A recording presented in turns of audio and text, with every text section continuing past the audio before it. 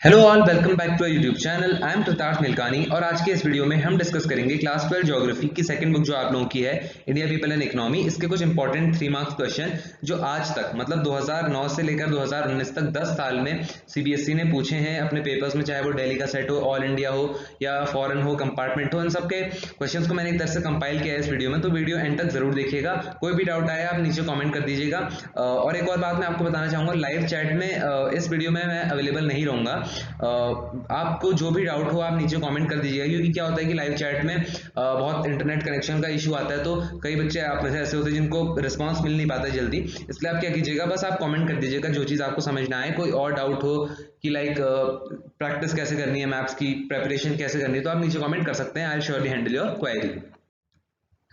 तो 3 mark questions. Again एक बात मैं कहूंगा कि इस वीडियो में मैं केवल आपको क्वेश्चन का मतलब समझाऊंगा, पॉइंट आपको खुद देखने की कैसे लिखा है, आंसर क्यों लिखा है। और ये आंसर जो है मैंने मार्किंग स्कीम और जो मैंने खुद के आंसर्स है, मतलब खुद से भी कुछ क्वेश्चंस, अधिकतर क्वेश्चंस के आंसर मैंने खुद से भी लिखे हैं, क्योंकि क्या है कि बुक काफी डायनेमिक है। लाइक नेशनल यूथ पॉलिसी वाला जो टॉपिक आपकी पुरानी बुक्स में था उसमें उसके बारे में बहुत कुछ दिया है, बट नए एडिशन में पूरा हट चुका है। इसलिए अगर अब क्वेश्चन आते हैं नेशनल यूथ पॉलिसी में तो आपको कैसे आंसर करना है, ये सब चीजें आपको वीडियो में पता चलेंगी। तो मैं केवल क्वेश्चन का ही मतलब समझाऊंगा, फिर भी आपको आंसर की किसी पॉइंट में डाउट आता है तो आप नीचे कमेंट करके पूछ सकते हैं।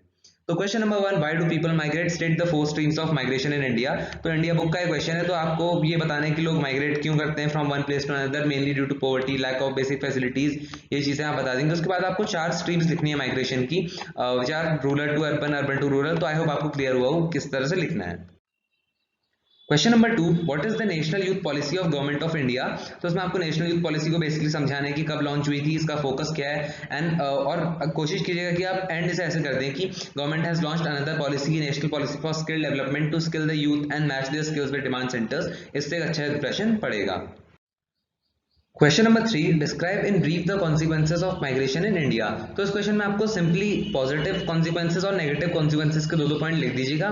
3 मार्क का क्वेश्चन आपका कंप्लीट हो जाएगा। पर एक बात और ध्यान में रखिएगा कि आपको कॉन्सिक्वेंसेज ऑफ माइग्रेशन की बात करें तो डेमोग्राफिक जो आपकी बुक में दे रखा है, इकोनॉमिक हो गया, डेमोग्राफिक हो गया, या और जितने भी कॉन्सिक्वेंसेज हैं, अदर कॉन्सिक्वेंसेज, वो सब आपको प्रिपेयर कर लेने हैं, क्योंकि स्पेसिफिक भी सीबीएसई पूछ सकता है। क्योंकि प्रीवियस 5 ईयर्स का ट्रेंड यही रहा है कि आपको ऐसे पूरा नहीं पूछेगा, आपको ये आएगा कि describe in brief the economic consequences of migration in India। तो ये ऐसे प्रिपेयर कर लीजिएगा। Question number 4, the decades 1951 to 81 are referred to as the period of population explosion in India. Explain the statement by giving 3 reasons। तो इस question में आपको 1951 to 81 जितने आपके, एक और बात में बताऊंगा, population chapter number 1 class 12 book 2 से आपका चैप्टर नंबर 1 का क्वेश्चन है। तो उसमें पीरियड्स दे रखे हैं कि स्टैग्नेंट ग्रोथ वाला पीरियड कौन सा था पॉपुलेशन का, एंड एक्सप्लोजन वाला कौन सा था। तो इन पीरियड्स को देख लीजिएगा, अच्छे से लर्न कर लीजिएगा, क्योंकि कोई भी स्पेसिफिक पीरियड उठा के आपसे पूछा जा सकता है। तो इसमें आपको 3 रीजन से एक्सप्लेन करना था, वो 4 मैंने लिख रखे हैं, आप कोई से भी 3 सेलेक्ट कर लीजिएगा जो आपको अच्छे लगते हो। And moving on to next question. Question number 5, explain any 3 push factors which compel the people to migrate from one place to another. तो इस क्वेश्चन में सिंपली आपको पुश फैक्टर्स एक्सप्लेन करने, तो आप बता दोगे कि पुश फैक्टर्स क्या होते हैं, कि factors which force the people to leave their place of origin. फिर आप 3 एक तरह से पुश फैक्टर्स दे दोगे। वर्क एंड एम्प्लॉयमेंट आप लिख सकते हैं, poverty, political disturbances in conflicts, availability of water, कई सारी और चीजें होती हैं जो आपको अच्छा लगे आप लिख सकते हैं। Question number 6, explain any 5 causes for the stagnant growth of population from 1901 to 1921। तो 1901 टू 1921 जैसा मैंने आपसे कहा कि जो पीरियड है पॉपुलेशन ग्रोथ के, इनको लर्न कर लीजिएगा, क्योंकि 2 क्वेश्चन अभी आपके बन चुके हैं और हो सकता है एग्जाम में पूछा जाए। तो इसमें आपको बताना है कि 1901 से 1921 का पीरियड क्यों स्टैग्नेंट ग्रोथ का पीरियड रहा। तो 5 कॉजेज पूछ रहा है 3 मार्क के क्वेश्चन में। देखिए ये क्वेश्चन मैं आपको बताऊं तो ये क्वेश्चन आपका 2010-11 इस टाइम पीरियड में आता था, मतलब आज से 9-10 साल पहले। पर अब का जो पैटर्न है वो यही है कि आपसे 3 मार्क के क्वेश्चन में 3 कॉजेज या 3 कॉजेज ही पूछेगा मेनली। 5 कॉजेज आपसे पहले पूछे जाते थे, जब 4 मार्क के क्वेश्चन भी बनते थे आपके 3 मार्क के क्वेश्चन। I hope you all are getting. तो अगर 5 कॉजेज लिखे हैं, हो सकता है आपका 5 मार्क का क्वेश्चन भी बन जाए, तो इस तरह से प्रिपेयर कर लीजिएगा। हाँ, और एक और बात आप लोग ध्यान में रखिएगा कि आप लोग, अच्छा रहेगा अगर इनको ब्रीफ में एक्सप्लेन कर दें, कि मतलब 1-2 लाइन में से एक्सप्लेन कर दीजिएगा कि lack of health and medical facilities, कि लाइक आवर कंट्री वाज मतलब under the hand of British, मतलब ब्रिटिश हमारी कंट्री में रूल करते थे, and they didn't focus on health services and all. तो इस तरह से आप 3 पॉइंट्स को थोड़ा ब्रीफ में एक्सप्लेन कर दीजिएगा। Question number 7, explain the causes of migration of unskilled migrants from rural to urban areas in India and their sufferings. तो कोई भी 5 में से 3 कॉजेज लिख दीजिएगा एंड आप लोग 3 सफरिंग लिख दीजिएगा। This will complete your 3 mark answer. Question number 8, what are the two main components of population growth in India, describe the main feature of each component. तो दो मेन कंपोनेंट होते हैं पॉपुलेशन ग्रोथ के, natural growth जब आपका birth rate ज्यादा हो, और इंड्यूस ग्रोथ में क्या होता है जब माइग्रेशन हो आपकी कंट्री में, दूसरी कंट्री से लोग आए। तो इस तरह से आप एक एक कैरेक्टरिस्टिक उसकी एक्सप्लेन कर दीजिएगा। Question number 9, explain the main reasons for the migration of males and females separately in India. तो आपको जो मेल्स का माइग्रेशन और फीमेल्स का माइग्रेशन इंडिया में होता है उनके रीजंस देने सेपरेटली, मतलब आपको बताना है मेल माइग्रेशन का रीजन क्या है और फीमेल माइग्रेशन का रीजन क्या है अलग अलग। तो एक्सप्लेन कर दोगे आप, migration is the movement of people, migration क्या होता है। फिर आप आओगे मेल माइग्रेशन, उसके आप बताओगे reasons, the main cause for male migration is work and employment. फिर फीमेल माइग्रेशन में the main cause is marriage. और ध्यान रखिएगा मेघालय को मेंशन जरूर कीजिएगा, आपके आंसर्स को एक वेट मिलेगा, क्योंकि क्या है कि हर कोई इसे लिख नहीं रहा हो, कई बच्चे भूल जाते हैं, तो हो सकता है आपको एडवांटेज रहे मेघालय को आप मेंशन करोगे तो। Question number 10, differentiate between hamleted and dispersed rural settlement of India. तो ये टॉपिक्स भी बहुत इंपॉर्टेंट है, hamleted settlement, dispersed settlement, agglomerated हो गया आपका, सेमी क्लस्टर्ड सेटलमेंट, इनके डिफरेंसेस, इनके पॉइंट्स लर्न कर लीजिएगा। तो हैमलेटेड और डिस्पर्स्ड का डिफरेंस आप देख सकते हैं, 3 मार्क का क्वेश्चन है तो 3 पॉइंट में इसे डिफरेंशिएट कर दिया। Question number 11, explain the special distribution of population density in India. तो इसमें आपको सिंपली पॉपुलेशन डेंसिटी जो इंडिया के मतलब रीजन वाइज जो डिफरेंस है पॉपुलेशन डेंसिटी में, लाइक कुछ एरियाज ऐसे हैं यहाँ बहुत ज्यादा है कुछ कम है, तो उन सबको एक्सप्लेन करना है। लाइक स्टेट वाइज आप बता सकते हो कि अरुणाचल प्रदेश में सबसे कम है एज पर सेंसस 2011, और बिहार में सबसे ज्यादा है, और सेकंड थर्ड फोर्थ फिफ्थ इसमें से कोई से भी 3-4 पॉइंट आप लिख लीजिएगा, आपका आंसर में 3 मार्क आपको मिल जाएंगे। Question number 12, many of the modern towns in India were built in the British period, explain in brief. तो इसमें आपको मॉडर्न टाउन्स को एक्सप्लेन करना है, कोई भी 3-4 पॉइंट्स में से एक्सप्लेन कर दीजिएगा, 3 मार्क आपको मिल जाएंगे। Question number 13, which are the 3 groups of Indian population according to their economic status, explain the main characteristic of each group. तो ये क्वेश्चन में आपसे पूछ रहा है कि जो इंडिया की पॉपुलेशन है on the basis of economic status हम उन्हें किन 3 ग्रुप्स में क्लासिफाई कर सकते हैं। तो 3 ग्रुप्स आपके मेन वर्कर, मार्जिनल वर्कर और नॉन वर्कर हैं। इन तीनों के एक एक या 2-2 पॉइंट में से एक्सप्लेन कर दीजिएगा, आपको 3 मार्क्स मिल जाएंगे। Question number 14 on your screen, give the importance of irrigation for agriculture in India. तो इसमें सिंपली आपको 3 पॉइंट्स में से एक्सप्लेन करना है कि हमारी कंट्री में इरिगेशन क्यों इंपॉर्टेंट है एग्रीकल्चर सेक्टर में। तो प्रोडक्शन इंक्रीज करने के लिए, decrease dependency on monsoon, maintain balance between population and food production. इस तरह से 3 या कोई और पॉइंट भी आपको रेलेवेंट पॉइंट हो वो उसको भी आप एक्सप्लेन कर सकते हो, आपको मार्क्स मिलेंगे। Question 15, distinguish between rural and urban settlements of India. तो इस क्वेश्चन में आपको देखिए ध्यान रखिएगा, रूरल एंड अर्बन सेटलमेंट्स का डिफरेंस आपको दोनों बुक, क्योंकि आपकी दोनों बुक है फंडामेंटल्स ऑफ ह्यूमन ज्योग्राफी और इंडिया पीपल एंड इकोनॉमी, तो दोनों बुक से आपसे पूछा जा सकता है। तो वर्ल्ड बुक से अगर आए तो सिंपली आपसे पूछेगा differentiate between rural and urban settlements of the world, या फिर इतना ही लिखेगा। पर अगर आपसे इंडिया के बारे में पूछा होगा तो वहां पर मेंशन करेगा ऑफ इंडिया, तो अगर इंडिया आ जाए तो आपका जिस रेफरेंस में आप समझाओगे थोड़ा अलग हो जाएगा। तो लाइक इस तरह से आप समझा सकते हो, उसे 3 पॉइंट में एक्सप्लेन कर दीजिएगा। कोई और पॉइंट हो आपके पास तो उसमें भी आप एक्सप्लेन कर सकते हैं इसको। Question number 16, differentiate between protective and productive irrigation. तो प्रोटेक्टिव इरिगेशन और प्रोडक्टिव इरिगेशन दोनों को आपको डिफरेंशिएट करना है, 3 पॉइंट्स में आप इसे डिफरेंशिएट कर दीजिएगा। मैंने इसे कॉलम वाइज करा है, अच्छा रहेगा अगर आप लोग भी कॉलम वाइज करें। पर अगर आप चाहते हैं कि आप इस तरह से एक्सप्लेन करेंगे, लाइक पहले आप हेड डालें प्रोटेक्टिव इरिगेशन, फिर उसके 3 पॉइंट, उसके बाद प्रोडक्टिव इरिगेशन का हेड, उसके 3 पॉइंट, तो आप ऐसे भी लिख सकते हो। Question 17, differentiate between clustered and dispersed rural settlement, स्टेटिंग 3 point of difference between each other. तो क्लस्टर्ड और डिस्पर्स्ड सेटलमेंट इंडिया के कंटेक्स्ट में पूछ रहा है आपसे, क्योंकि इंडिया बुक का ये वीडियो है। तो 1 2 3 पॉइंट्स में आप इसको डिफरेंशिएट कर दीजिएगा। Question number 18, land resource are more crucial to the livelihood of the people depending on agriculture, support this statement with 3 suitable arguments. तो इस क्वेश्चन में आपसे पूछ रहा है कि जो आपका लैंड एज अ रिसोर्स है, लैंड मतलब जो आपकी जमीन है, वो उन लोगों के लिए बहुत इंपॉर्टेंट, बहुत मायने रखता है जो लोग एग्रीकल्चर करते हैं। आपको इस स्टेटमेंट को 3 आर्ग्यूमेंट्स के साथ सपोर्ट करना है। तो आप इसमें सबसे पहले बताओगे कि हाँ, मतलब इंट्रोडक्शन दे दोगे कि जो पूछा गया था, land as a resource is more important for the people of India as 2/3 of population is involve in it. तो देखिए लिखने का तरीका आपका ये होता है, कुछ बच्चे अगर ऊपर से डायरेक्ट हेडिंग डाल दें कि मतलब land resource are more crucial to the livelihood of the people depending on agriculture, तो मार्क्स उसमें भी मिलेंगे। But how you make your answer different from others, this is the main thing. तो इसलिए आप इस तरह से अगर लिखें कि as 2/3 of population is involve in it, तो आपके क्वेश्चन को अलग इंप्रेशन मिलता है एग्जामिनर का। मतलब एग्जामिनर कहता है कि बच्चे को अच्छी नॉलेज है, क्योंकि इसे पता है कि इंडिया की 2/3 पॉपुलेशन एग्रीकल्चर में इन्वॉल्व है। तो हर क्वेश्चन में मैं आपको नहीं बताऊंगा, क्योंकि देखिए हर क्वेश्चन में अगर मैं बता दूं तो सब बच्चों का आंसर सेम हो जाएगा, तो डिफरेंस क्या रहेगा, तो ये आपको खुद ही देखना है। ये कुछ क्वेश्चंस में मैंने डाला है, कुछ एग्जांपल मैं आपको बताऊं कि किस तरह से आप लिख सकते हो, क्योंकि टिप्स एंड ट्रिक्स वाला वीडियो भी इसी में मैंने इंक्लूड कर दिया। मतलब मैं आपको क्वेश्चन के साथ साथ बताते जाऊंगा कैसे लिखना है आपको। तो 1 2 3 इन 3 पॉइंट्स में आप इसे एक्सप्लेन कर सकते हो, आपको मार्क्स मिल जाएंगे। Question 19, what are metropolitan cities and mega cities, give two example of each metropolitan and mega cities. तो आपको मेट्रोपॉलिटन और मेगा सिटीज दोनों को समझाना है कि क्या होती हैं, कैसे डिफर करती हैं और उनके एग्जांपल लिखने हैं। 2 एग्जांपल्स पूछ रहा है, मैंने 3 लिखे, कोई से भी 2 लिख लीजिएगा। मेगा सिटीज में भी आप दिल्ली, मुंबई, चेन्नई में से कोई भी 2 लिख सकते हैं। Question number 20, explain any 3 features of dryland farming in India. तो ड्राईलैंड फार्मिंग ये आपका land resource and agriculture chapter से है। 3 पॉइंट्स में आप इसे समझा सकते हैं।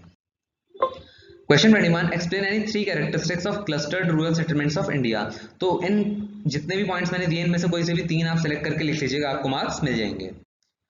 Question number 22, describe any 3 characteristics of wetland farming. तो वेटलैंड फार्मिंग ये आपका land resource and agriculture chapter से है।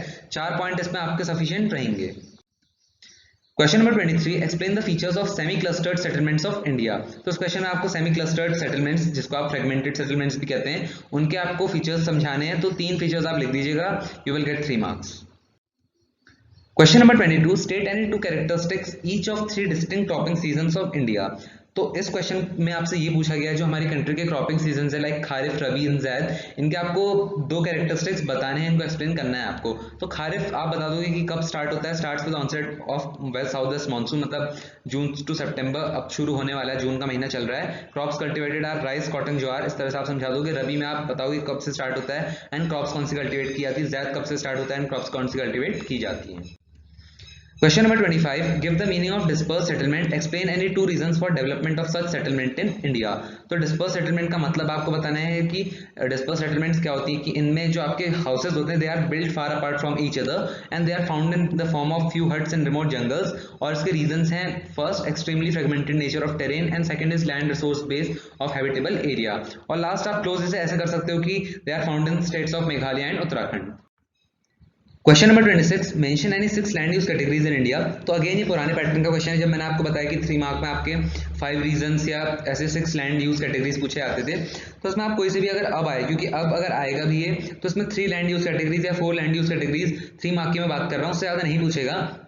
और हाँ, 5 मार्क में आ सकता है। 5 मार्क में अगर ये आए तो आप फॉरेस्ट, कल्टिवेबल, इनमें से कोई से भी 6 को आप अच्छे से एक्सप्लेन कर लीजिएगा। यहाँ पर मैंने एक्सप्लेन किया है केवल 3 मार्क के वेटेज से। मान लीजिए आपका 3 पूछा जाता है तो आप फॉरेस्ट, कल्चरेबल वेस्टलैंड और बैरन वेस्टलैंड यहाँ तक अगर आप समझाते हो, यहाँ मैंने लाइन डाल दी, आप 3rd पॉइंट तक समझाते हो, तो इतना आपका सफिशिएंट रहेगा 3 मार्क के लिए। आई होप आपको क्लियर हुआ। Question number 27, what are ancient towns, give 4 examples of ancient towns in India. तो एंशिएंट टाउन्स आप बताओगे कि emerge during the ancient period more than 2000 years ago. तो इस तरह से आप समझा सकते हो। और जैसे आंसर डिफरेंट बनाने की बात आती है कि लाइक बहुत सारे वीडियोस आपको मिलेंगे कि tips and strategy for geography exam and all, writing tips. तो देखिए, राइटिंग टिप्स जैसी कोई चीज़ नहीं होती है। The main thing is how you make your answer different. Like NCERT book की मैं बात करूं, एनसीईआरटी में आपको वाराणसी का एग्जांपल दिया है कि Varanasi is an ancient town. पर अगर आप अलग बनाना चाहो अपने आंसर को तो आप लिख सकते हो, and today it is one of the oldest living city in the world. अगर आप ऐसे फैक्ट्स डाल देते हो, स्पेशली इंडिया बुक की मैं बात करूं, क्योंकि इंडिया के बारे में हम बचपन से पढ़ते आ रहे हैं। वर्ल्ड बुक तो चलिए फंडामेंटल्स ऑफ ह्यूमन ज्योग्राफी जो बुक है, आप वर्ल्ड बुक से ही लिखिएगा इस बुक में। पर हाँ, एक बात ध्यान में रखिएगा कि प्रायोरिटी आपकी वही होनी चाहिए जो आपकी एनसीईआरटी में लिखा है। ऐसा नहीं होना चाहिए कि लाइक पूरा ही आप आंसर अपने मन से लिख दीजिए, क्योंकि देखिए ज्योग्राफी बहुत सिंपल सब्जेक्ट है अगर आप देखें। बट अगर जनरल सेंस में अगर आप लिखते हो तो फिर गलत हो जाएगा आपकी चीजें। आपको एनसीईआरटी कंटेक्स्ट में मेंशन करना बहुत जरूरी है। लाइक अगर आप यहाँ पर मेंशन नहीं करते हो कि emerge during ancient period more than 2000 years ago, तो आपका मार्क्स कटेगा। और अगर आप इस तरह से लिख देते हो कि and today it is one of the oldest living in the city in the world, examiner कहेगा क्या बात है भाई, क्या आंसर लिखा है बच्चे ने, इसको तो 3 मार्क्स देने ही देने। तो इसके एग्जाम्पल्स 4 आपको लिखने थे, तो प्रयाग, पाटलिपुत्र, मदुरई, वाराणसी 4 लिख लीजिएगा। क्वेश्चन नंबर 28, इस क्वेश्चन में आपसे ये कह रहा है कि किसी भी रीजन में जो लैंड का यूज होता है वो उस पर निर्भर करता है कि उस रीजन में लोग इकोनॉमिक एक्टिविटीज परफॉर्म क्या करते हैं। लाइक अगर सेकेंडरी एक्टिविटीज परफॉर्म करते हैं तो वहाँ पर प्लांट्स, बिल्डिंग, मशीनरी, ये सब चीजें बहुत ज्यादा होंगी। और अगर एग्रीकल्चर प्रैक्टिस करते हैं तो वहाँ एग्रीकल्चरल लैंड होगी। बस आपको इसी स्टेटमेंट को सपोर्ट करना है। तो ये क्वेश्चन आपका लैंड यूज चेंजेस के हेडिंग से, जो आपकी लैंड रिसोर्स एंड एग्रीकल्चर वाले चैप्टर में दिया है, आप देख सकते हैं उस चैप्टर में। तो 3 चेंजेस आते हैं which have affected land use in India. First is size of economy, second is composition, third is contribution of agricultural activities, जो कि समय के साथ कम होता जा रहा है। पर जो लैंड पे प्रेशर है वो डिक्लाइन नहीं हो रहा, क्योंकि पॉपुलेशन डे बाय डे बढ़ती जा रही है। Question number 29, explain the evolution of Indian towns in 3 points. तो आपको इसमें इंडियन टाउन्स का एवोल्यूशन बताना है 3 पॉइंट्स में। सबसे पहले आप एंशिएंट टाउन्स लिखोगे। एंशिएंट टाउन्स सिंपल एक पॉइंट में समझा देना कि these towns span over 2000 year. Example कोई से भी दो या एक दो लिख लेना, दो अच्छी बात है। Second, medieval towns, these towns were developed during the medieval period as fort towns. Example लिख लीजिएगा Delhi, Jaipur. Third is modern towns, they were developed by Britishers and other European. तो गोवा, कोलकाता, दो एग्जांपल लिख लीजिएगा, सफिशिएंट है। क्वेश्चन नंबर 30 आप सबकी screen पर, land degradation caused by human made process are more harmful than natural process in India. तो ये हम सब जानते हैं कि जो लैंड डिग्रेड होती है वो नेचुरल फैक्टर्स के कारण भी होती है और ह्यूमन फैक्टर्स के कारण भी। पर स्टेटमेंट में आपसे कह रहे हैं कि जो ह्यूमन प्रोसेसेस हैं, लाइक हम डिफॉरेस्टेशन कर रहे हैं, लैंड को बिल्कुल खराब कर रहे हैं, इंडस्ट्रीज लगा रहे हैं, फर्टिलाइजर यूज कर रहे हैं, तो उनसे जो लैंड डिग्रेडेशन है वो कई ज्यादा होता है as compare to natural process. मतलब एक तरह से humans are only responsible for land degradation. तो आपको 3 एग्जांपल्स इसमें देने, तो कोई से भी 3 एग्जांपल्स कहें या 3 पॉइंट्स में इसको आप एक्सप्लेन कर दीजिएगा। 3 एग्जांपल्स ऐसी कोई बड़ी चीज नहीं कि आपको लाइक एग्जांपल्स ही देने हैं, 3 पॉइंट्स में आप इसे एक्सप्लेन कर दीजिएगा। मैंने 4 लिखे हैं, कोई से भी 3 लिख दीजिएगा। Question number 31, name any 3 factors that determine the clustered rural settlements in India. तो देखिए क्लस्टर्ड रूरल सेटलमेंट्स में आपने 3 चीजें पढ़ी होंगी, और देखिए इस तरह के क्वेश्चन सीबीएसई पूछता है। डायरेक्ट आपको नहीं दिया है कि 3 factors which determine the clustered rural settlements. आप बुक खोल के देख सकते हैं, आपको डायरेक्ट नहीं दिया हुआ है। आपको ये दिया हुआ है कि लाइक फर्टाइल एलुवियल प्लेन के कुछ एरियाज ऐसे हैं जहां लोग क्लस्टर्ड रहते हैं क्योंकि वहां का जो लैंड है बहुत फर्टाइल है। और दूसरा आपको एग्जांपल दिया है कि नागालैंड का, कि नागालैंड में लोग कॉम्पैक्ट सेटलमेंट्स में रहते हैं क्योंकि फॉर डिफेंस। तो fertile alluvial plain, defence, water. Rajasthan का भी एक एग्जांपल दिया कि स्कार्सिटी ऑफ वाटर है, इसलिए लोग पास पास रहते हैं ताकि वाटर बर्बाद ना हो। तो वाटर, ये water, defence, fertile alluvial plain, ये 3 फैक्टर्स हैं which determine the clustered rural settlement.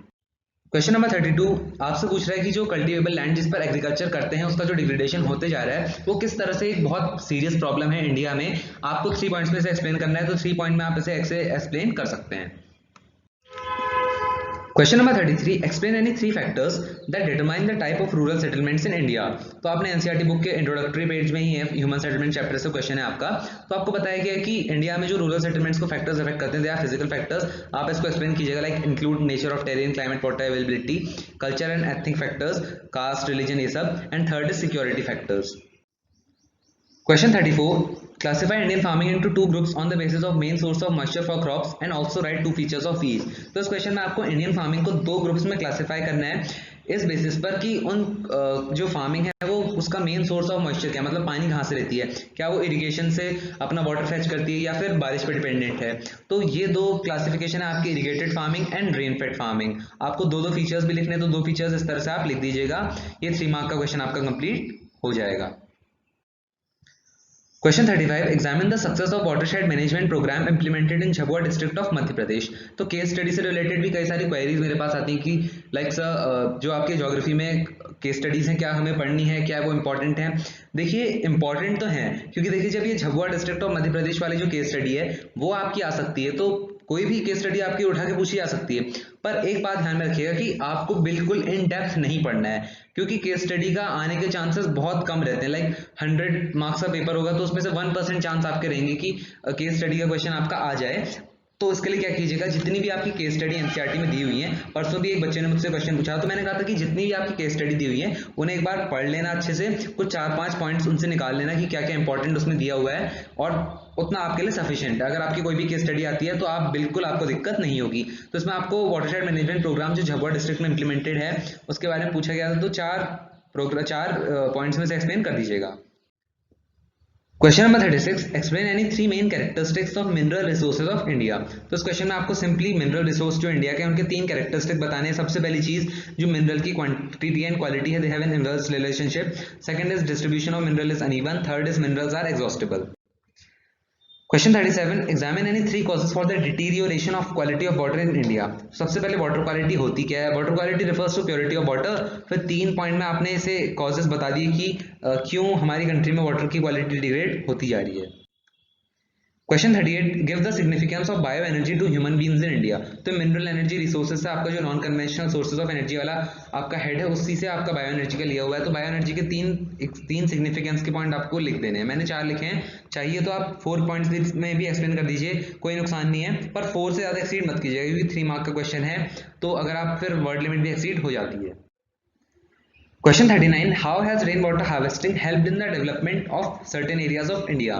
Explain with example. तो इस क्वेश्चन में आपको बताना है कि किस तरह रेन वाटर हार्वेस्टिंग ने डेवलपमेंट में मदद की है कुछ एरियाज के जो इंडिया में पड़ते हैं। तो इसको आप एग्जांपल्स के साथ एक्सप्लेन करना है, कोई बड़ी चीज नहीं। एग्जांपल्स की मैं बात करूं तो rain water harvesting is cheap and eco friendly. आप सबसे पहले बता दोगे कि रेन वाटर हार्वेस्टिंग क्या होता है, फिर उसके advantages, it recharges ground water aquifers, also it prevents soil erosion. ये सब चीजें आप लिख दोगे, कोई भी 4 पॉइंट लिख दीजिएगा, you will get 3 marks. Question number 40. The promotion of the use of non conventional sources of energy in India is the need of our. मतलब कहने का ये मतलब है कि non conventional sources of energy like solar energy, wind energy, इनको promote करना हमारी अब जरूरत बन चुकी है इस समय, क्योंकि इतने हम जो हमारे कोल पेट्रोलियम है इतना इनको यूज कर चुके हैं कि अब हमें इनका यूज कम करना पड़ेगा और non conventional sources of energy को ज्यादा यूज करना पड़ेगा, इनको प्रमोट करना पड़ेगा। तो इनको कोई भी 3-4 पॉइंट्स में 4 पॉइंट्स भी लिख सकते हो आप, और अगर आपको कोई और पॉइंट आता हो, ये हर आंसर की मैं बात कर रहा हूँ, जितने भी आगे आएंगे और जितने पीछे अब तक हमने क्वेश्चंस किए, अगर आपके पास कोई और अच्छा पॉइंट है तो आप उसको मेंशन जरूर कीजिएगा। Question 41. How do industries pollute India's water bodies? Explain with example. तो इस क्वेश्चन में आपको बताना है कि किस तरह इंडस्ट्रीज इंडिया की वाटर बॉडीज को पॉल्यूट करती हैं। तो ये क्वेश्चन आपका लास्ट ज्योग्राफी और पर्सपेक्टिव वाले चैप्टर से है, तो कोई भी 3-4 पॉइंट लिख दीजिएगा और ध्यान रखिएगा ये पॉइंट जरूर लिखिएगा कि leather, pulp and paper are the most polluting industries. Question number 42. Give 2 advantages of manganese, give 4 manganese producing state of India. तो सिंपली ब्रेकअप है 2+1 का। 2 मार्क में आपका एडवांटेजेस पूछी गई है, फर्स्ट एंड सेकंड आपने लिख ली, 2 मार्क आपको मिल गए। उसके बाद बात आती है मैंगनीज प्रोड्यूसिंग स्टेट्स की, तो कोई भी 4 पूछा है तो कोई भी 4 मैंगनीज प्रोड्यूसिंग स्टेट्स लिख दीजिएगा, सिर्फ नाम ही लिखना, ज्यादा एक्सप्लेन करने की जरूरत नहीं है। अब आप सोचेंगे कि मैंने एक्सप्लेन क्यों किया है, तो मैंने इसलिए एक्सप्लेन किया है कि मान लीजिए कई बार 5 मार्क में ये आपसे पूछा जाए, आपका एक पार्ट ही आ जाए 5 मार्क के क्वेश्चन में, लाइक 5 मार्क का क्वेश्चन आपसे आता है कि what are the mineral resources of India, explain the belts of mineral resources, फिर आपका मैंगनीज के एडवांटेज पूछता है, फिर आपसे पूछता है give 4 manganese producing state of India. तो अगर 5 मार्क में आ जाए तो अगर आप इस तरह से आप एक्सप्लेन कर दीजिएगा 5 मार्क में अगर आए कि कर्नाटका की इंपॉर्टेंट माइन मैंगनीज है शिमोगा में, महाराष्ट्र की नागपुर में, मध्य प्रदेश की बालाघाट में और ओडिशा की कोरापुट में। Question number 43. Why is conservation of water resources necessary? Give 3 reasons. तो वाटर रिसोर्सेज का कंजर्वेशन क्यों नेसेसरी है? आप चाहो तो कोई और पॉइंट आपको लगे आप जरूर लिख सकते हैं, पर वो पॉइंट एक तरह से अप्रोप्रिएट होना चाहिए। ऐसा नहीं होना चाहिए कि जो मैंने पॉइंट्स लिखे हैं उन्हीं का आप एक तरह से घुमा फिरा के रिपीट कर दो, ऐसा बिल्कुल मत कीजिएगा। Like low availability of fresh water आप लिख रहे हैं फर्स्ट पॉइंट, फिर आप फोर्थ पॉइंट ये मत लिख दीजिएगा कि in India water is not available properly so we need to conserve it. ये आप अगर आप रिपीट करेंगे तो एग्जामिनर सिंपली आपके मार्क्स काट देगा, ऐसा मत कीजिएगा। और इसलिए जितने भी 3 पॉइंट हैं like explain it in brief, मैंने लिखा है क्योंकि low availability of fresh water, इसको आप एक्सप्लेन कर सकते हो। For sustainable development water is important, if we do not conserve the sustainable development is impossible. For crop cultivation, आप जानते हैं क्रॉप कल्टीवेशन में वाटर क्यों जरूरी है। Question 44. Explain any 3 methods of conservation of mineral resources. तो 3 methods आपके हैं, स्क्रैप मेटल्स का यूज होना चाहिए, सब्सटीट्यूट मेटल यूज करने चाहिए और renewable sources like wind and solar energy use करनी चाहिए बजाय आपके कोल के। Question number 45. Examine the watershed development and management programmes initiated by the government in India. तो इसमें आपको जो गवर्नमेंट ने इनिशिएट किए हैं, बेसिकली ये क्वेश्चन जो आपका है चैप्टर 6 वाटर रिसोर्सेज से है, तो इसमें आपको बताना है कि गवर्नमेंट ने कौन कौन से वाटरशेड मैनेजमेंट प्रोग्राम स्टार्ट किए हैं। तो सबसे पहला नीरू मीरू, ध्यान रखिएगा ये भी लिखना है कि गवर्नमेंट ऑफ आंध्र प्रदेश ने इसे लॉन्च किया है। सेकंड अरवारी पानी संसद जो राजस्थान में, थर्ड वाटर हार्वेस्टिंग स्ट्रक्चर जो कि कंपलसरी कर दिया तमिलनाडु गवर्नमेंट ने, फोर्थ आपका हरियाली जो सेंट्रल गवर्नमेंट द्वारा स्पॉन्सर्ड आपकी स्कीम है। एंड देखिए लास्ट चीज ये, from the above examples it is clear that government of India is making continuous efforts to conserve water and the programs have rejuvenated the environment। तो जो ये चीज है ना, लास्ट लाइन की कंक्लूड आपको कैसे करना है, ये चीज आपको कोई बुक नहीं बता सकती है। बुक में आपका सिंपल आंसर लिखा होगा, खत्म। तो इसीलिए मैं कहता हूं कि आप वीडियो को पूरा देखिएगा, क्योंकि आपको कई ऐसी चीज मिलेंगी कि जिससे आप आंसर को बेटर बना सकते हो। Question number 46. Give 2 advantages of copper, mention 4 copper mining areas of India. तो कॉपर की 2 एडवांटेजेस आपको देनी है। सबसे पहला, copper is a non ferrous mineral found in India, वो बता दीजिए कि कॉपर क्या है। फिर आप एडवांटेजेस का पॉइंट डालिए, कॉपर इज एलोएबल, मेलिएबल और इलेक्ट्रिक इंडस्ट्रीज में यूज होता है, also mix with jewellery to give strength. और फिर कॉपर माइनिंग एरियाज की बात करें तो सिंहभूम, बालाघाट, खेतरी और अलवर, ये 4 आपके रीजन हैं कॉपर माइनिंग के, प्लान कर लीजिएगा। Question number 47, explain watershed management, what is its aim. तो वाटरशेड मैनेजमेंट को आपको एक्सप्लेन करना है कि proper use management conserving water, ये आपके नैरो सेंस में डेफिनेशन है, मतलब छोटे माइक्रो सेंस में अगर हम बात करें तो वाटरशेड मैनेजमेंट क्या होता है। Second is conservation of water resources done through recharge well tanks, और बड़े मतलब मैक्रो टर्म में हम अगर बात करें बड़े सेंस में तो conservation, regeneration, judicious use of all natural resources, ये सब आपका वाटर मैनेजमेंट वाटरशेड मैनेजमेंट में आता है। और इसका एम है balance physical elements of nature and second enable the population to conserve water for drinking, irrigation et cetera. Question number 48, give two advantages of wind energy, mention four states of India having favorable conditions for the development of wind energy। तो दो advantages आपको देनी है wind energy की। सबसे पहले बता दीजिए विंड एनर्जी क्या होती है। लाइक मैंने लिखा है wind energy is a type of non conventional energy, फिर उसके एडवांटेजेस कोई भी दो लिख दीजिएगा। उसके बाद the cost of maintenance is very minimal, ये भी आप लिख सकते हो, ये थर्ड पॉइंट जो है। फिर आप चार स्टेट्स लिख दोगे, Rajasthan, Maharashtra, Gujarat and Karnataka. Question number 49, why is demand of water for irrigation increasing day by day in India? Explain any three reasons। तो तीन रीजन आपको बताने की क्यों इंडिया में वाटर की डिमांड फॉर इरिगेशन बढ़ती जा रही है डे बाय डे। तो सबसे पहली चीज की हमारी कंट्री में वेरिएबिलिटी है रेनफॉल में, की कुछ एरियाज ऐसे हैं जहाँ बारिश कम होती है और कुछ में बहुत ज्यादा होती है, और राइस, जूट जो वाटर इंटेंसिव क्रॉप्स हैं इनको ज्यादा पानी चाहिए, और हमारे कई पार्ट्स हैं इंडिया के जो वाटर डेफिशिएंट है, जहाँ बिल्कुल पानी की अवेलेबिलिटी नहीं है, तो water is required to sustain crops. Question 50, describe the broad belts of minerals in India. तो इसमें आपको मिनरल बेल्ट समझानी है। नॉर्थ ईस्टर्न प्लेट्यू रीजन, कोई भी दो पॉइंट लिख दीजिएगा, और अच्छा रहेगा अगर आप 3 पॉइंट लिखें। सेकंड आपका साउथ वेस्टर्न प्लेट्यू रीजन, और ये क्वेश्चन ध्यान रखिएगा आपका 5 मार्क्स में भी पूछा जा सकता है। तो साउथ वेस्टर्न प्लेट्यू रीजन में आप 1 2 3 करके इस तरह से आप एक्सप्लेन कर दीजिएगा। फिर आती है आपकी नॉर्थ वेस्टर्न रीजन की belt, extend along Aravalli and parts of Gujarat, minerals found are associated with Dharwad rock system and Gujarat is rich in petroleum deposits. इसके अलावा आपके पास कोई और पॉइंट हो तो वो भी आप लिख सकते हो। Question 51, describe any three key features of India's national water policy launched in 2002। तो national water policy 2002 describe the water allocation priorities in the following order, drinking water, irrigation, hydro power etcetera. Features हैं इसके 1 2 3, तीन features आप लिख दीजिएगा और आपको marks मिल जाएंगे। और एक और चीज आप लोग सोचेंगे कि इसमें मैं जल शक्ति क्यों नहीं इंक्लूड कर रहा हूँ, तो जल शक्ति वाला जो क्वेश्चन है वो आपका बेसिकली 5 मार्क में पूछे जाने के चांसेस है, तो जो इसका नेक्स्ट 5 मार्क का वीडियो आएगा। और देखिए एक चीज मैं आप लोगों से कहूंगा कि आप लोग बहुत रिक्वेस्ट करते हैं कि आपकी इस वीडियो से आज अपलोड होगी तो कुछ दिन बाद आप में से कई बच्चों की रिक्वेस्ट आई है कि सर 5 मार्कर्स की वीडियो कब आ रही है। तो देखिए गाइस मैं अपना पूरा ट्राई करता हूँ कि मैं जल्द से जल्द वीडियो को अपलोड कर दूं, बट क्योंकि पूरे पेपर्स को एनालाइज करना होता है, इट टेक्स टाइम, तो प्लीज कोऑपरेट, कुछ दिनों में अपलोड कर दूंगा उस वीडियो को। तो वाले वीडियो में आपके सारे स्कीम रिलेटेड क्वेश्चन लाइक आपका स्मार्ट सिटीज मिशन, स्वच्छ भारत मिशन एंड आपका NMCG national mission for clean Ganga, ये सब मैं इसमें इंक्लूड करूंगा। Question number 52, describe the uneven distribution of mineral and energy resources in India by giving examples. तो इस क्वेश्चन में आपको जो मिनरल एंड एनर्जी रिसोर्सेज का अनइवन डिस्ट्रीब्यूशन है उसको एक्सप्लेन करना है। तो आप बता दो कि India is rich in minerals, metallic minerals are found in peninsular plateaus and igneous rock, और 97% of coal reserve are in valleys of Damodar, Son, Mahanadi and Godavari. तो उस पॉइंट से क्लियर है कि इंडिया में किस तरह से अनइवन डिस्ट्रीब्यूशन है मिनरल्स का, कि कोल की बात करें तो कोल के 97% रिजर्व्स इन वैलीज में ही आपके पाए जाते हैं, और petroleum reserves are located in sedimentary basins of Assam, Gujarat and Mumbai High. Major minerals lie in eastern part of India, तो ये आपको बता रहा है uneven distribution, and minerals are distributed over, आप लिख सकते हो north eastern plateau region, south western plateau region and north western region.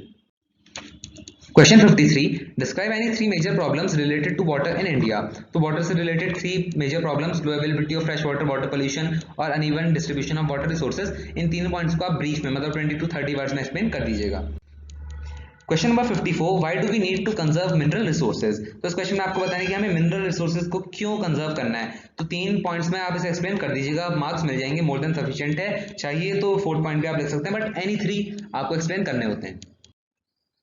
Question number 55, explain any 3 factors responsible for the development of Bengaluru Chennai industrial region. तो 3 factors आप समझा देंगे, आपको marks मिल जाएंगे। Question 56, how has the introduction of Indira Gandhi Canal in Rajasthan influenced the environment conditions of the region positively? Explain in any 3 points। तो इस question में आपको Indira Gandhi canal command area के इंट्रोडक्शन से जो उस रीजन में पॉजिटिव्स आए एनवायरनमेंट पे, वो सब आपको बताने हैं। सबसे पहले आप बता दो कि जो सॉइल मॉइस्चर की अवेलेबिलिटी अब बढ़ चुकी है, क्योंकि पहले राजस्थान में बारिश नहीं होती थी, बट अब इंदिरा गांधी कैनाल से पानी को एक तरह से इरिगेट किया जाता है फील्ड्स को। सेकंड आप बता दो कि कमांड एरिया प्रोग्राम में हेल्थ, विंड इरोजन और सिल्टेशन को रिड्यूस कर दिया है। फोर्थ आप 3 पॉइंट में एक्सप्लेन कर दीजिएगा। Question 57, explain any 3 main objectives of the new industrial policy of India announced in 1991। तो लास्ट वीडियो का जब प्रीमियर हो रहा था 5 mark fundamentals of human geography, तो एक बच्चे ने मुझसे क्वेश्चन पूछा था प्रीमियर के दौरान, शायद मैजिक स्टडी वर्ल्ड कुछ नाम था, आई एम नॉट श्योर, यही था कोई और था शायद, माइंड मत कीजिएगा अगर आप में से किसी और ने पूछा था क्वेश्चन, मुझे सच में याद नहीं है नाम।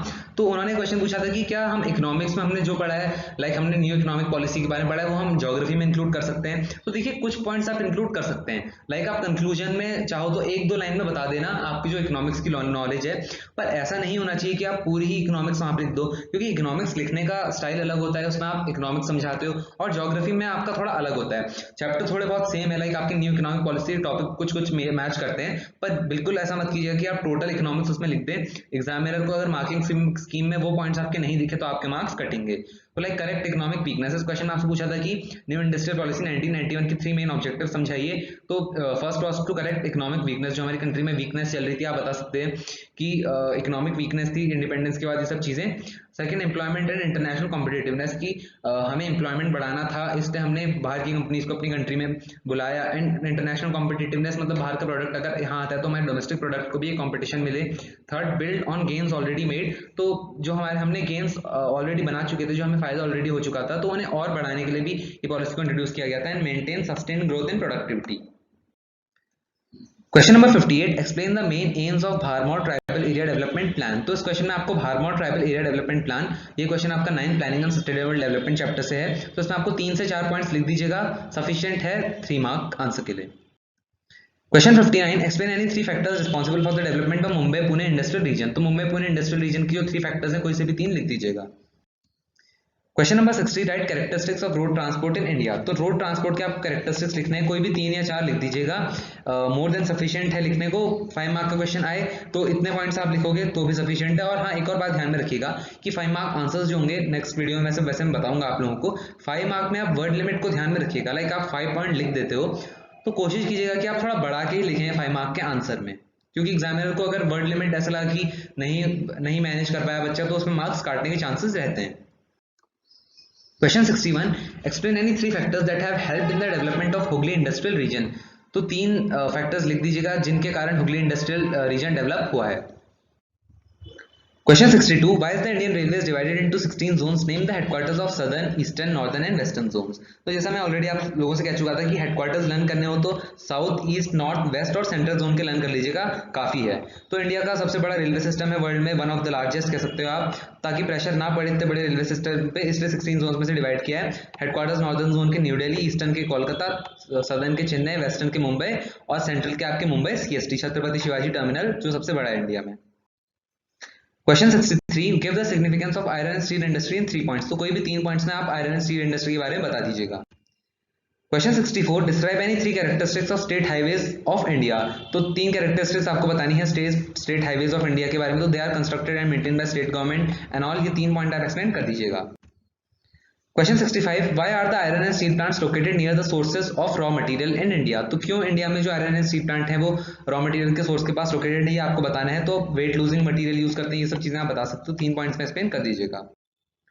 Question 66, give 3 advantages of satellite communication in India. तो मैंने 5 पॉइंट्स इसमें दिए हैं, 3 मार्क के क्वेश्चन में आप कोई से भी 3 पॉइंट सेलेक्ट करके लिख लीजिएगा। Question 67, explain the role of market and transport in the location of industries. तो जिस तरह से मैंने यहाँ पर एक्सप्लेन किया है आप उस तरह से एक्सप्लेन कर सकते हो, आपको 3 मार्क्स मिलेंगे। और इसके अलावा आपके पास कोई और पॉइंट है या फिर आपके दिमाग में कुछ और है कि इस तरह से एक्सप्लेन किया जा सकता है, तो आप वो भी उसे अप्लाई कर सकते हैं, पर ध्यान रखिएगा कि उसमें एनसीईआरटी के कुछ पॉइंट्स आने चाहिए। Question number 68, which is the most effective and advanced personal communication system in India? No doubt it's internet. Give its 4 characteristic. तो सबसे पहले आप ये बता दोगे कि इंटरनेट वो मोस्ट इफेक्टिव एंड एडवांस्ड है पर्सनल कम्युनिकेशन सिस्टम, और कैरेक्टरिस्टिक आप कोई से भी 3 लिख दीजिएगा, ईमेल वगैरह ये सब चीजें जो होती हैं, it is widely used in urban areas. तो इस तरह से आपका 3 मार्क का आंसर बन जाएगा। Question number 69, explain any 3 factors which help in the development of Gujarat industrial region. तो कोई से भी 3 पॉइंट्स लिख दीजिएगा, मार्क्स मिल जाएंगे। Question number 70, which are the 2 types of roads included under the category of other roads in India? Write any 2 feature of each. तो border roads and international roads, जो आपने देखा होगा कि आप एनसीईआरटी पढ़ रहे थे तो आपके सबसे पहले नेशनल हाईवेज आते हैं, फिर स्टेट हाईवेज, फिर डिस्ट्रिक्ट रोड, फिर अदर रोड्स। अदर रोड्स में आपकी 2 रोड्स आती हैं, बॉर्डर रोड्स और इंटरनेशनल हाईवेज। तो इन 2 का आपको नाम बताना है और उनके 2 फीचर्स लिखने हैं। जैसा कि मैंने यहाँ पे बॉर्डर रोड्स के भी 2 फीचर्स लिखे और इंटरनेशनल हाईवेज के भी 2 फीचर्स लिखे हैं, इस तरह से लिखिएगा, 3 मार्क्स आपके कहीं नहीं जाएंगे। Question number 71, explain the role of power and raw material in the location of heavy industries in India. तो पावर मतलब इलेक्ट्रिसिटी और रॉ मटेरियल, इनका क्या रोल होता है कि इंडिया में जो हैवी इंडस्ट्रीज हैं वो इनके पास लोकेटेड हैं। तो आप 5 पॉइंट्स मैंने यहाँ पर लिखे हैं, कोई से भी 3 या 4 पॉइंट्स में ऐसे एक्सप्लेन कर दीजिएगा, मार्क्स मिल जाएंगे। Question number 72, the distribution of roads in India is not uniform, examine the statement by giving 3 reasons. तो देखिए, मैं इंडिया पीपल एंड इकोनॉमी की जो बुक है इसको डायनामिक इसलिए बोलता हूँ, 2 पॉइंट्स में मैं आपको जस्टिफाई करके बता दूंगा कि मैं ऐसे क्यों बोलता हूँ। क्योंकि देखिए, मैंने बोल तो दिया, पर जस्टिफिकेशन क्या है उसकी वो मैं इसलिए बोल रहा हूँ क्योंकि लाइक प्रीवियस ईयर, मतलब कंफ्यूज मत होइएगा, 2019-20 वाले बच्चे जिनका 11 जुलाई को पेपर है, जो इंडिया की रैंक है एचडीआई में वो 131 दे रहा है आपकी 2019-20 एडिशन। पर जो आपका 20 मतलब इस साल का एडिशन है 2020-21, वो इंडिया की लेटेस्ट रैंक दे रहा है 2018 ह्यूमन डेवलपमेंट रिपोर्ट के अकॉर्डिंग। वो कह रहा है कि इंडिया की ह्यूमन डेवलपमेंट इंडेक्स में रैंक है 130। तो इसीलिए मैं आप सबसे कहता हूँ कि लेटेस्ट एडिशन ही रखिएगा। लाइक आप 2019-20 के बच्चे हैं, मतलब इस बैच के बच्चे हैं, तो आप 2019-20 एडिशन को रेफर कीजिएगा। और जो नेक्स्ट बैच के बच्चे हैं 2020 और 21 के, वो आप नए एडिशन को को रेफर कीजिएगा। जो आपको एनसीईआरटी टेक्स्ट बुक आप गूगल करेंगे तो आपको जो सबसे पहली साइट मिलेगी उस पर जाके आप मतलब पीडीएफ फॉर्मेट में आप देख सकते हो उस बुक को, क्या क्या चेंजेस आए हुए हैं। तो नए वाले एडिशन में आपको एक और चीज़ है कि जो आपका ये है distribution of road is not uniform, ये भी आपका हटा दिया है। तो इसीलिए मैं कहता हूँ लेटेस्ट एडिशन प्रेफर कीजिएगा। क्योंकि आप में से कई बच्चों की क्वेरीज आती है लाइक मेरे पास कि नेशनल यूथ पॉलिसी हमारी बुक में 2003 दिया है और आपने 2014 लिखा है, तो हम इसमें से सही कौन सा है? देखिए, मेरा सही मत देखिए, आप वो देखिए जो आपकी एनसीईआरटी में लिखा है, क्योंकि हो सकता है मैं भी कहीं पर गलत हूँ, मेरी स्लाइड्स में भी गलतियां हो सकती हैं, पर आप वो देखिए जो आपकी एनसीईआरटी कह रही है आपसे। तो क्वेश्चन नंबर 72 में सिंपल, और ये इंपॉर्टेंट है क्वेश्चन 2019-20 वाले बच्चों के लिए, क्योंकि आपके बुक में तो ये है ही है। तो डिस्ट्रीब्यूशन ऑफ रोड इंडिया में यूनिफॉर्म नहीं है, तो इसके 3 रीजंस आप इस तरह से एक्सप्लेन कर देंगे। Question number 73, study the diagram and answer these questions. तो ये उन बच्चों के लिए काफी अच्छी चीज है जिनके मेरे पास कमेंट्स आ रहे थे कि सर आप इस पे एक वीडियो अपलोड कीजिए कि आयरन एंड स्टील प्लांट पे क्या क्वेश्चंस आ सकते हैं डायग्राम के साथ। तो इसके साथ साथ ये इसी वीडियो में मैं सारे क्वेश्चंस आपको बता दूंगा कि 3 मार्क्स में कौन कौन से study the diagram data based question India people and economy से कौन कौन से आज तक आ चुके हैं। और उसके साथ साथ ध्यान रखिएगा कि आप वीडियो पूरा देखें, क्योंकि क्या है कि देखिए, this is called your investment. यहाँ पर आप अपना टाइम इन्वेस्ट कर रहे हो, आप अपना 1 घंटा, अपने 40 मिनट्स इन्वेस्ट कर रहे हो। तो आपको यहाँ से क्या सीखना है, आपको रिटर्न लेना है यहाँ से कि कौन से क्वेश्चन आते हैं। अगली बार जब आप एनसीईआरटी खोल के बैठो तो आपको पता चले कि कौन सा टॉपिक मुझे पढ़ना है। हाँ, इससे क्वेश्चन आ चुका है पिछले साल में, तो इस तरह से आपको पढ़ने में भी आसानी होगी। तो सबसे पहले आपको इस डायग्राम से आइडेंटिफाई करना, और ध्यान रखिएगा नाम बिल्कुल नहीं आएगा आयरन एंड स्टील प्लांट का लिखा हुआ। आपको खुद ही बताना पड़ेगा कि identify the name of steel plant, it is TISCO Tata iron and steel plant. और टिस्को सिंपली टिस्को मत लिख के आइएगा, मार्क्स आपके कट जाएंगे। Name the mining fields which supply coal and limestone to this plant. तो coal is supplied by Jharia coal fields and limestone is supplied by Birmitrapur. यहाँ देख सकते हैं आप, बिरमित्रापुर में यहाँ पर बना भी हुआ है आपका लाइमस्टोन का स्केल जो है, आप देख सकते हैं नीचे, इजी है। Third, mention the source of water for this plant. तो सोर्स ऑफ वाटर है Subarnarekha and Kharkai river. Question number 74, what are the 3 categories to the track of Indian railways, give 1 feature of each. तो जैसा मैंने आपको बताया था कि broad gauge, metre gauge, narrow gauge बहुत इंपॉर्टेंट है, इनको आप लर्न कर लीजिएगा कि डिस्टेंस कितनी होती है। तो track of Indian railways are divided into 3 categories on the basis of width. पहला है ब्रॉड गेज, सेकंड है metre gauge, third is narrow gauge, और डिस्टेंस कितनी कितनी होती है इनके बीच आप लर्न कर लीजिएगा। Question number 75, study the diagram and answer these questions. तो इस क्वेश्चन में 6 क्वेश्चंस हैं आपके, कंफ्यूज मत होइएगा, 6 आपके नहीं पूछे जाएंगे। ये 6 इसलिए क्योंकि सेम डायग्राम आपका 2 साल सीबीएसई ने पूछा था, एक बार दिल्ली सेट में था और अगले साल ये ऑल इंडिया सेट में था, यही स्टील प्लांट का, भिलाई स्टील प्लांट का। उसके तीनों क्वेश्चन मैंने कंबाइन कर दिए स्टील प्लांट के। सबसे पहले आपसे पूछा सकता है identify name the steel plant, it is Bhilai steel plant, कौन से स्टेट में लोकेटेड है, छत्तीसगढ़ में। Name the source of iron ore, तो Dalli Rajhara hills source of iron ore है, आप देख सकते हैं डायग्राम में भी डल्ली राजहारा हिल्स में आपका आयरन ओर का स्केल बना हुआ है। Mention the thermal power plant which supplies power to it, तो थर्मल पावर प्लांट है आपका Korba thermal power plant. Mention the source of water to this plant, it is Kandula tank. Sixth is which railway route provide transport facilities to this plant, तो it is Kolkata Mumbai railway route. Question 76, give any 3 advantages of pipelines as a means of transport in India. तो इसमें आपको pipelines की advantages देनी है, मैंने 4 लिखी हैं, आप भी चाहो तो 4 लिख सकते हो, पर 3 सफिशिएंट है। Question 77, study the diagram and answer these questions. Identify and name the steel plant, तो it is Durgapur steel plant. तो देखिए, आइडेंटिफिकेशन पे भी कई बच्चों को डाउट होता है कि किस तरह से आइडेंटिफाई करें।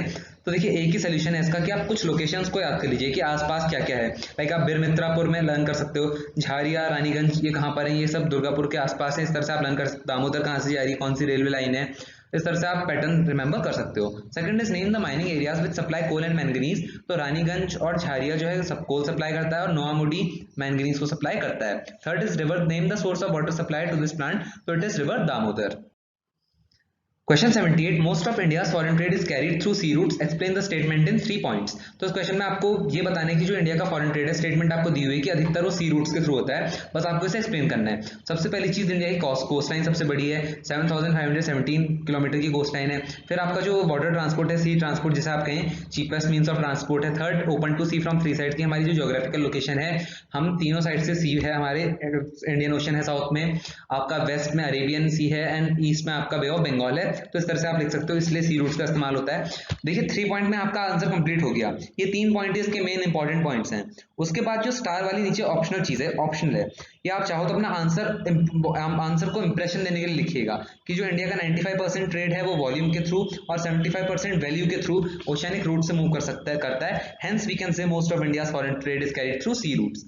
तो इससे क्या होता है कि मान लीजिए 3 मार्क का क्वेश्चन आया, वैसे अच्छा रहेगा अगर आप सभी इसको लर्न कर लें। हर क्वेश्चन में तो मैं आपको नहीं बताऊंगी क्या एक्स्ट्रा ऑर्डिनरी पॉइंट आप लिख सकते हो, पर कुछ क्वेश्चंस मैंने रखा है जो मोस्ट फ्रीक्वेंट आते हैं आपके क्वेश्चंस, तो आप इसको लिखिएगा। तो आपका जो अगला, मान लीजिए सबसे पहला क्वेश्चन आपका 3 मार्क में यही आ गया इस बार के बोर्ड एग्जाम में, तो एग्जामिनर ने देखा कि और बच्चों ने मात्र 3 पॉइंट में से समझा रखे, like long coast line, cheapest means of transport, open to sea from 3 side, इतने पॉइंट हर किसी ने लिखे होंगे। वहाँ ढेरों हजारों कॉपियां होंगी ज्योग्राफी की, जहाँ लिखे होंगे long coast line, cheapest means of transport, तो एग्जामिनर चेक कर करके बोर हो गया होगा। अब वहां पर आई आपकी कॉपी, आपने लास्ट में लिख रखा है कंक्लूजन में कि इंडिया का 95% जो ट्रेड है वो इतने से मूव होता है, तो एग्जामिनर को इंप्रेशन पड़ेगा कि क्या डिफरेंट कॉपी है ये बच्चा डिजर्व करता है 100 मार्क्स। तो इससे क्या हो कि मान लीजिए आपकी, और देखिए जो मैं बात बता रहा हूँ मजाक नहीं कर रहा हूँ, ये बिल्कुल सही बात है। एग्जामिनर अगर पहला क्वेश्चन में एग्जामिनर का इंप्रेशन अच्छा पड़ता है कि उसने देखा कि हाँ बच्चे को बहुत नॉलेज है, तो अगले क्वेश्चन में मान लीजिए आपकी कोई छोटी गलती भी हो रही होगी जिसपे आपका हाफ मार्क्स या 1 मार्क कट रहा होगा, तो एग्जामिनर उसे छोड़ देता है। तो इसलिए मैं कहता हूं अपने आंसर को डिफरेंट बनाइए। Question 79, indiscriminate use of water by increasing population and industrial expansion has led to degradation of the water quality considerably in India. Explain the values that can help in maintain water quality. तो first is water saving technology बनाए हम, इसे brief में explain जरूर कर दीजिएगा। Participation of people to conserve water. Third is creating awareness among masses. Question number 80, study the diagram and answer these questions. तो सबसे पहली चीज, which migration stream shows the highest number of migration in both male and female categories. तो ये question है आपका, ये जो डायग्राम है आपका चैप्टर 2 माइग्रेशन से है, ये इंट्रा स्टेट माइग्रेशन दिखाता है जो within the state male और फीमेल का माइग्रेशन होता है। तो पहला क्वेश्चन की कौन सी माइग्रेशन की स्ट्रीम जो है में सबसे ज्यादा मेल्स और फीमेल्स का माइग्रेशन होता है। तो आप देख सकते हो, देखिए कंपेयर कीजिए कि रूरल टू रूरल में आप देखोगे कि मेल्स और फीमेल्स दोनों का सबसे ज्यादा माइग्रेशन हो रहा है, तो it is rural to rural stream. Second is, why does this migration stream show the highest migration in both categories? Give one reason for each. तो क्वेश्चन पूछ रहा है कि ऐसा क्यों है कि rural to rural migration stream में मेल और फीमेल दोनों का माइग्रेशन बहुत ज्यादा है। सबसे पहली चीज कि फीमेल्स का इसलिए है ड्यू टू मैरिज, एक घर से दूसरे घर जाती हैं, एंड मेल्स का इसलिए है due to work and employment. तो देखिए इंट्रास्टेट माइग्रेशन में भी क्या होता है कि रूरल एरियाज में एक एरिया से दूसरे एरिया में भी लोग काम करने को जाते हैं, जो आपके एग्रीकल्चरल लेबर्स होते हैं वो लैंडलॉर्ड की जमीन पर लगे होते हैं काम करने के लिए, एंड ऑल ये सब चीजें होती हैं। Third is, why do female migrants dominate all 4 streams of migration. तो क्यों फीमेल माइग्रेंट्स चारों माइग्रेशन स्ट्रीम इंट्रास्टेट की को डोमिनेट करती हैं? Due to marriage and movement with household, कि अपनी घर गृहस्थी के साथ तो एक जगह से दूसरी जगह मूव करती हैं। Fourth is, what is the common feature shown among all the streams of migration. तो the common feature is dominance of female migration in all the streams. Question number 81, describe any 3 major problems of slums in India. तो slums की 3 major problems. सबसे पहले slums क्या होते हैं कि slums are the areas with poor environment and degraded surroundings. Problems हैं कि हेल्थ इश्यूज फेस करते हैं और anti social activities like crime, theft, drug abuse इनमें फंस जाते हैं बेचारे। स्लम्स हैव ब्रोकन हाउसेज, मतलब इतनी अच्छी हाउस की कंडीशन नहीं होती है, प्रॉपर हाउसिंग अवेलेबल नहीं होती है, and basic facilities like drinking water, sanitation ये भी यहाँ अवेलेबल नहीं होता है। Question number 82, study the diagram and answer this question. तो ये आपका क्लासिफिकेशन ऑफ सिटीज बताता है, क्लास 1 क्लास 2 किस तरह से अर्बन पॉपुलेशन ग्रुप्ड है आपकी क्लास 1 क्लास 2 क्लास 6 सिटीज में। ये आपका फोर्थ चैप्टर की ह्यूमन सेटलमेंट्स जो है इंडिया बुक का, उससे डायग्राम है। तो उसमें आपको बताना है विच class of cities has the highest percentage share in total urban population and why. तो आप देखोगे कि सबसे ज्यादा शेयर किसका है, सिटी 1 का सबसे ज्यादा, क्लास 1 जो है सिटी की उसकी सबसे ज्यादा अर्बन पॉपुलेशन है, तो आप लिखोगे क्लास 1 सिटी। और वाई अगर पूछा जाए, ध्यान रखिएगा कि वाई कभी भी आपका एक साथ नहीं पूछा जाएगा कि सेकंड आपसे पूछा जा सकता है कि why the urban population is highest in class 1 city. तो ये इसलिए because of high industrial development and more employment opportunities. Second is into how many classes are urban centres classified by the census of India. तो 6 classes में census of India ने urban centres को classify किया है। Third is which class of urban centre has the lowest urban population. तो it is class 6।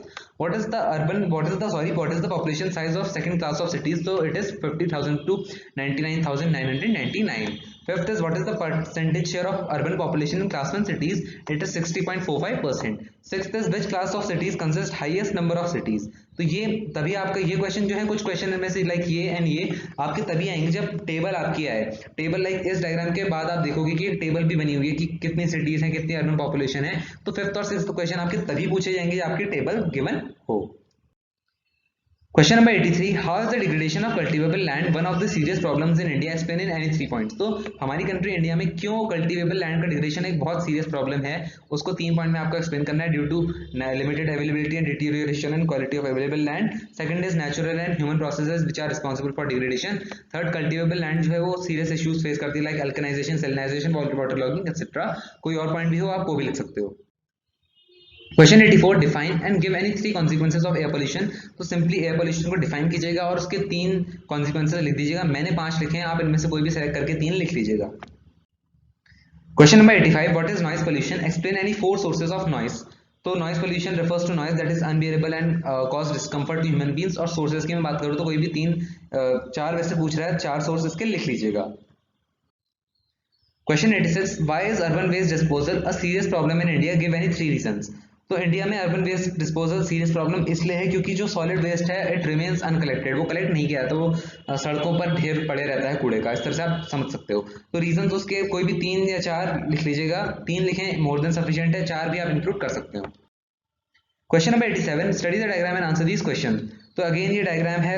इस question में आपको ये नहीं बताना है कि कौन सा स्टील प्लांट है, पर देखिए जब तक आपको ये पता नहीं होगा कि कौन सा स्टील प्लांट है तब तक आप और जो क्वेश्चन हैं उनको भी आंसर नहीं कर सकते। तो इस क्वेश्चन में पूछा नहीं है कि कौन सा स्टील प्लांट है, पर मैं आपको बता दूं, this is your Rourkela steel plant. ये आपका राउरकेला स्टील प्लांट है। इसमें क्वेश्चन पूछ रहा है name the state in which this iron and steel plant is located. So this is located in Odisha.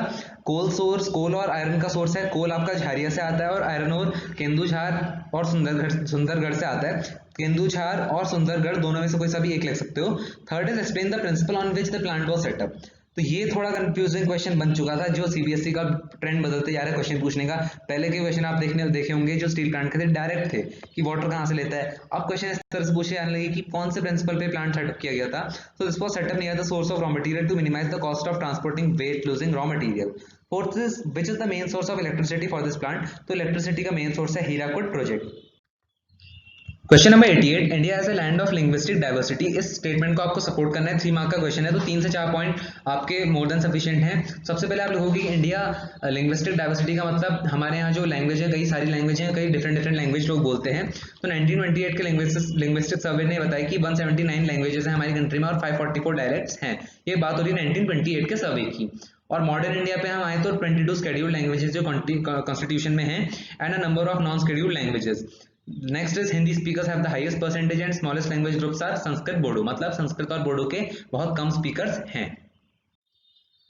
Question 89, apart from birth and death migration is another way by which population size changes, justify this statement. तो birth और death जो होती है, birth rate आपका बढ़ना और death rate कम होना, इससे तो आपकी पॉपुलेशन चेंज होती ही होती है। उसके साथ साथ आपके माइग्रेशन से भी पॉपुलेशन चेंज होती है, इसको आपको जस्टिफाई करना है। तो आपका जैसा कि मैं ऑलरेडी आपको बताता हूँ कि जितने भी आंसर्स होते हैं वो मोस्टली मोर देन 90% वो मार्किंग स्कीम जो सीबीएसई इशू करता है, मैं वहीं से आपके आंसर्स यहाँ पर लिखता हूँ, वहाँ से टाइप करता हूँ। पर कुछ क्वेश्चन मैं खुद भी लिखता हूँ क्योंकि जो बुक है उसमें डायनामिज्म इतना है कि कुछ टॉपिक्स आपके बिल्कुल चेंज हो जाते हैं, कुछ बिल्कुल रिमूव हो जाते हैं। तो इसलिए इस क्वेश्चन में आपको कोई से भी 3 पॉइंट समझा दीजिएगा और इनको थोड़ा ब्रीफ में एक्सप्लेन कर देंगे तो बेहतर रहेगा। Question number 90, how does intermixing of people from diverse cultures due to migration have positive value. तो इसमें आपको बताना है कि माइग्रेशन जब लोगों का होता है तो लोग एक तरह से लाइक आप देख के बड़े बड़े शहरों में लोग साथ मिलकर रहते हैं, लाइक हिंदू मुस्लिम सिख ईसाई, इतना ज़्यादा वहाँ डिफरेंस नहीं होता रिलीजन के बेसिस पर, क्योंकि सबके पास काम होता है। ऐसा कहा जाता है कि जब आपके पास काम हो तो आपके पास इतना सोचने का समय नहीं होता है कि इतने कास्ट डिफरेंसेस को, तो इसलिए इंटरमिक्सिंग जो लोगों की होती है उसके क्या पॉजिटिव वैल्यूज हैं। सबसे पहले आप लिखोगे कि इवोल्यूशन ऑफ कंपोजिट कल्चर, की सब मिलकर एक साथ मिलजुल कर रहना सीखते हैं। और जो नैरो कंसिडरेशन होती हैं कि लाइक बेटियों का पैदा होना सही बात नहीं है, ये सब चीज़ें कम होती हैं। लोग ऐसा सोचना बंद कर देते हैं, जो अर्बन एरियाज के लोग होते हैं वैसा बिल्कुल नहीं सोचते हैं। For them both girl and boy are equal. Third is ideas of family planning, girl child education, ये सब स्प्रेड होती हैं and creates positive thinking and respect among other people. Question number 91, तो ये आपकी टेबल है ट्रेंड्स ऑफ अर्बनाइजेशन की। तो इसके क्वेश्चंस हैं, study the diagram and answer this question. During which decade the percentage of decennial growth of urbanisation was maximum. तो यहाँ पर डिसाइनल ग्रोथ देख सकते हो कि डिकेड की ग्रोथ क्या रही, सबसे ज्यादा ग्रोथ परसेंटेज कौन से डिकेड में रहा। तो सबसे ज्यादा ग्रोथ परसेंटेज आपका रहा 1981 में, it is 46.14%। Explain any two reasons for the regular growth of towns and urban areas. तो ये है enlargement of urban centres and emergence of new towns, ये दो रीजंस हैं। Question number 92, explain any three major factors responsible for the establishment of TISCO. तो तीन factors आप समझा दीजिएगा, आपको मार्क्स मिल जाएंगे। Question number 93, describe any three features of Konkan railway. तो ये जो पॉइंट्स हैं इनमें से आप कोई से भी 3 से 4 लिख सकते हो 3 मार्क के आंसर में। 5 मार्क का है तो 5 मार्क का क्वेश्चन है तो पांचों पॉइंट्स लिख लीजिएगा, आपको मार्क्स मिलेंगे। Question number 94, study the diagram and answer this question. तो ये क्वेश्चन आपका है लैंड रिसोर्स एंड एग्रीकल्चर से, और ये आपका डेटा बेस्ड क्वेश्चन है। इसमें आपका बार डायग्राम बना है, उसमें फिर आपको क्वेश्चन दिए हुए हैं। Which land use category has shown the highest increasing trend, what percentage in reporting area has increase in that category during the given period. तो आप देखोगे कि कौन सा जो लैंड यूज कैटेगरी है उसने हाईएस्ट इंक्रीज दिखाया है।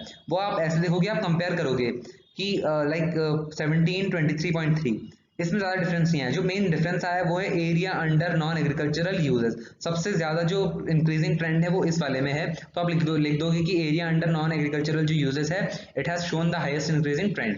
अब बात आती है कि what percentage in reporting area has increase. तो देखिए, परसेंटेज निकालने में बिल्कुल आप वहाँ पर अपना टाइम वेस्ट मत कीजिएगा, कि इतना मत सोचिएगा, बहुत सिंपल चीज़ है। परसेंटेज आप कहेंगे कि परसेंटेज तो हमें दी नहीं है, तो आप सिंपली क्या कीजिएगा, जैसे area under non agricultural uses दिया है ना, तो उसमें आप क्या करना, रेशियो में ही बता देना कि कितना रेशियो में चेंज है। आप बता देना कि 3.2 इज टू रेशियो 8.7, मतलब आप 3.2 रेशियो 8.7, ये आप बता दोगे कि इतना आपका परसेंटेज इंक्रीज आया। बात सेम ही है, प्रपोर्शन बोलो या परसेंटेज बोलो। लाइक क्वेश्चन मेरे पास आते हैं कि जो अर्बन पॉपुलेशन है सबसे ज्यादा कि हमको कंफ्यूजन हो रहा है उसमें महाराष्ट्र में या गोवा में। तो देखिए, आपसे क्वेश्चन पूछ रहा है प्रपोर्शन बताना है, तो प्रपोर्शन में आपका परसेंटेज ही होता है, तो इसलिए गोवा ही उसका आंसर होगा। इसलिए यहाँ पर भी आप 3.2 रेशियो 8.7 इस तरह से आप इसे लिख सकते हो, आपको मार्क्स मिलेंगे। Question number 2, explain any two reasons responsible for the increasing trend in that category. तो expansion of industrial and service sector, इसको आप एक दो लाइन में समझा देना। Second, expansion of area under urban and rural settlements के, लाइक घर वगैरह पॉपुलेशन बढ़ने से डिमांड बढ़ी, घर अर्बन एंड रूरल सेटलमेंट्स बढ़ने लगी हैं। Question number 95, explain any three major factors responsible for the development of Bhilai steel plant. तो भिलाई स्टील प्लांट के 3 मेजर फैक्टर्स आपको समझाने हैं, कोई से भी 3 लिख दीजिएगा, आपको मार्क्स मिलेंगे। क्वेश्चन नंबर 96, ये क्वेश्चन आपका डेटाबेस क्वेश्चन है, ये आपका चैप्टर 1 से लिया हुआ है। इसमें आपको डिकेडल ग्रोथ रेट बता रहे हैं इंडिया में कि पर डिकेड क्या क्या ग्रोथ रही जब सेंसस हमारी कंट्री में हुआ।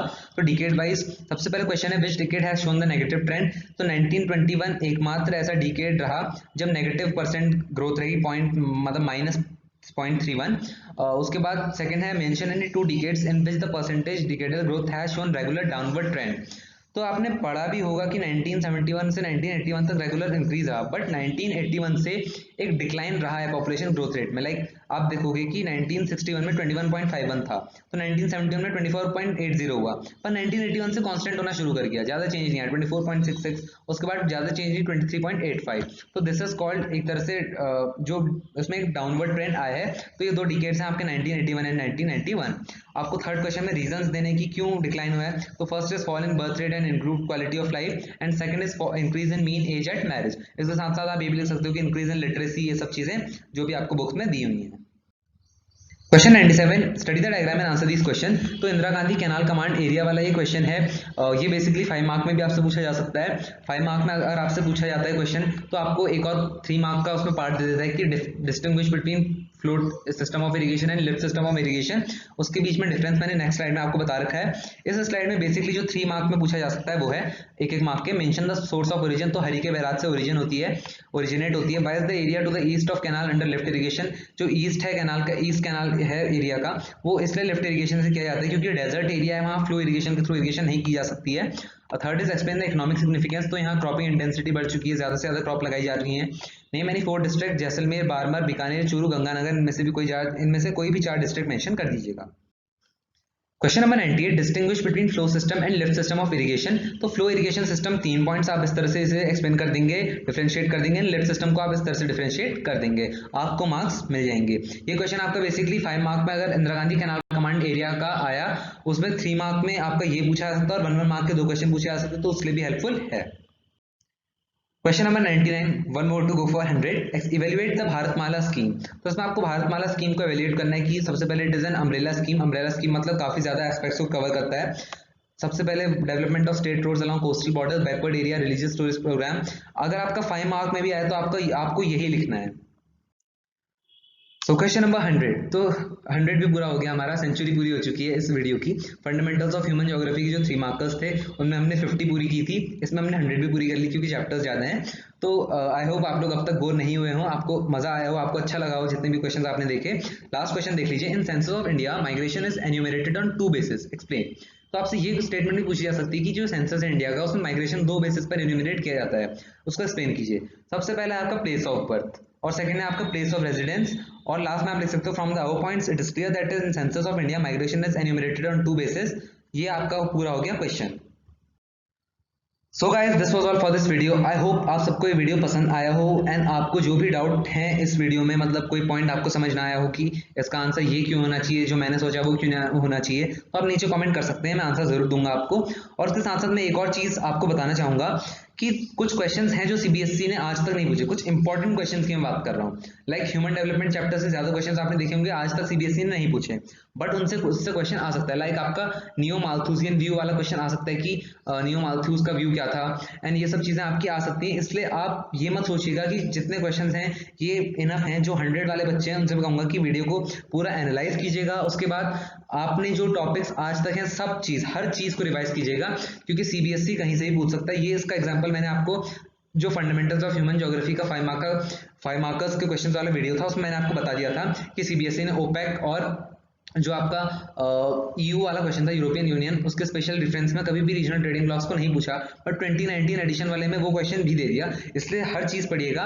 This was all for this video. Like, subscribe and share our channel, और ध्यान रखिए जितनी भी आप वीडियोस देखते हैं उनको आप प्लीज लाइक कर दीजिएगा, क्योंकि मैंने एक पोस्ट भी डाला था रिसेंटली कि आपका एक लाइक मुझे 100x मोटिवेशन देता है, 100 गुना मोटिवेशन देता है आपके लिए और वीडियोस बनाने के लिए। इसलिए 5 मार्कर्स का वीडियो उतना जल्दी आएगा जितना जल्दी आप इस वीडियो को लाइक करोगे, शेयर करोगे और सब्सक्राइब करोगे हमारे चैनल को। That's all for this video. Thank you.